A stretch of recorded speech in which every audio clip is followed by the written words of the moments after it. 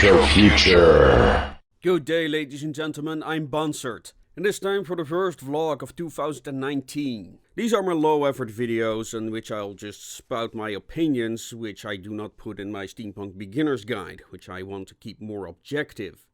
Originally I wanted to talk about Mortal Engines and what we can learn from its bad box office results, but lately I had a lot of discussions on the topic of steampunk in fantasy. Those who have watched my videos know I don't like labels. I think these are an unnecessary distraction from more substantial discussions that could be had. You want to apply a label to a work of art? Fine. But I'll have to ask you why. Because it has become kind of my job to comment on these kinds of things. Now I might be biased in this regard, because I'm an historian. I look for the origins of things and more importantly, whether these developments are new, or if they have existed before that. That is why I have stated in several videos steampunk isn't new. We can find examples of the aesthetics long before the label was invented, nor are the themes of steampunk that unique in itself. But for some reason steampunk is unique, especially as a geek community.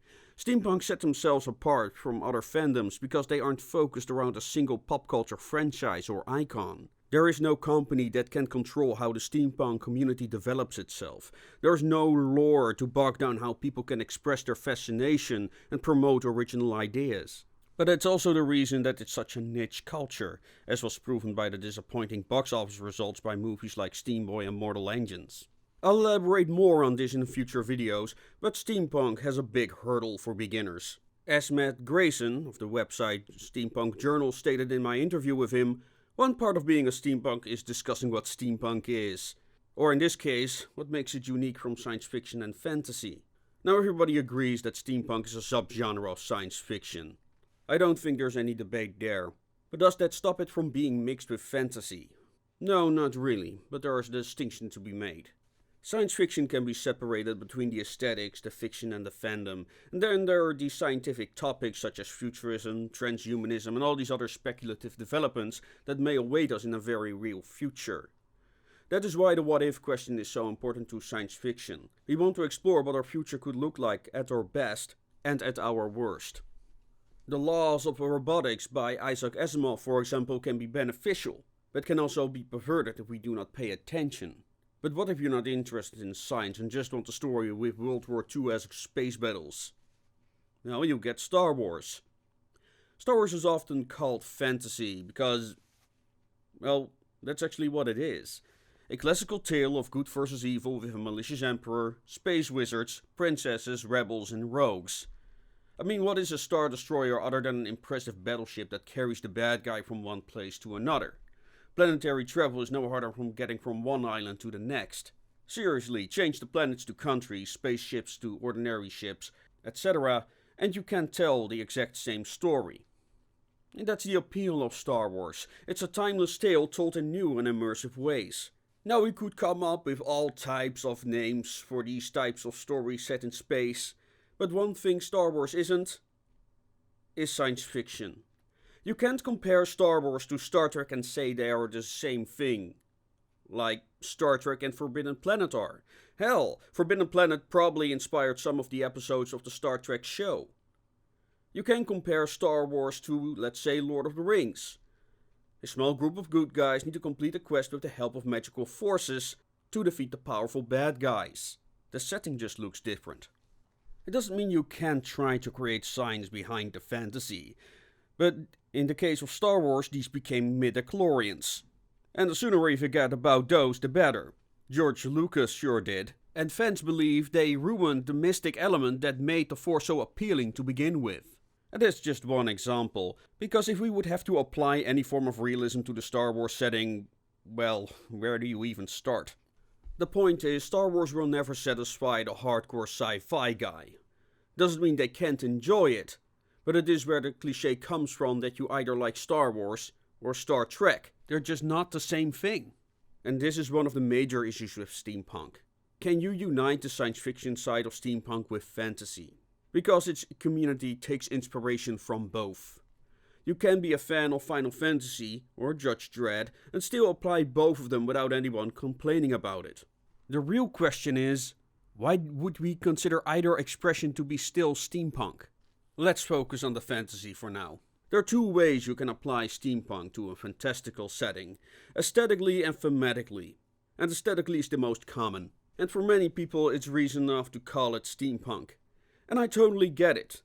But if it's just aesthetically, I will call it fantasy for the reasons I stated earlier.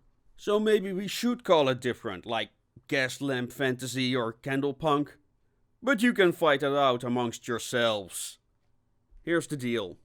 You don't just tell stories with words. Images also convey a narrative. Everything in an image, from the colors used to the direction of the lighting, can be used to communicate a message. And that is why settings like Fallout are so beloved. The creators knew what atmosphere they wanted to create and how to do it. Without knowing anything about the lore, you can walk into the wasteland and speculate about what happened here and what the former society was like. That is good visual storytelling. How about themes similar to those used in steampunk? Can that be done? Yes, but we run into two problems when using the labels for this. Or at least I do, as I use cyberpunk in the past as a guideline for steampunk. And that means our past, with the historical context that we are familiar with. It's the same reason you can't call a fantasy setting anachronistic, because that world has its own timeline and fashion trends, so it would be like calling the Victorians anachronistic because they wear Victorian style clothes. It doesn't make any sense. Now this problem can be avoided by changing the definition of steampunk, aka not including alternate history, but that's exactly the reason that I, and many others, love the genre so much to begin with. But you can just wave it away by saying, well, that's just a problem for a particular group of people, I suppose. But here's another problem. It begs the question, what about fantasy? Are fantasy writers not allowed to apply the big what-if questions to their genre? You see, you're not just forcing a redefinition of steampunk, but also of fantasy itself. And I think that's one of my major issues with the fact there are now as many punk genres as there are gender identities on Tumblr.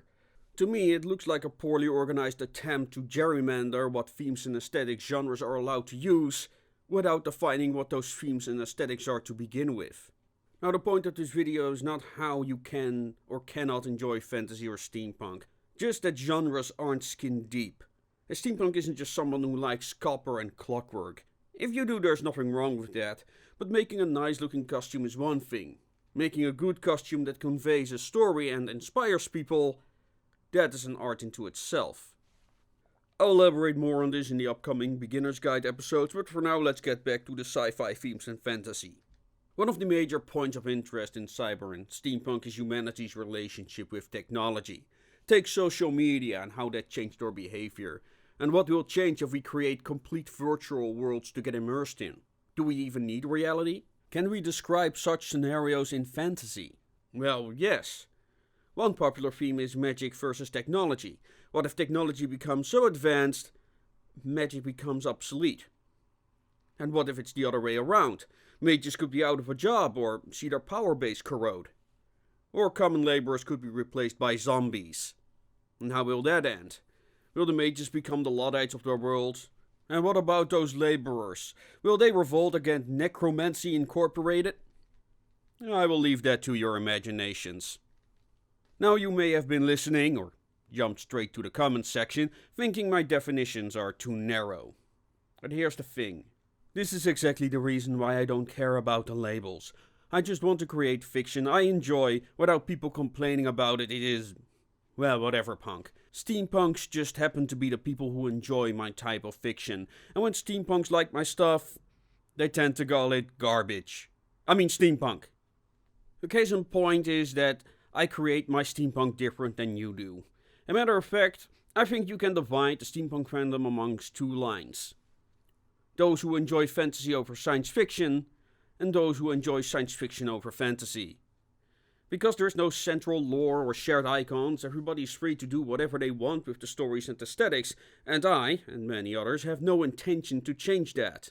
And that's a consequence. There will never be an agreement on what steampunk is, or where the line is between when something is real steampunk or something is just inspired by it.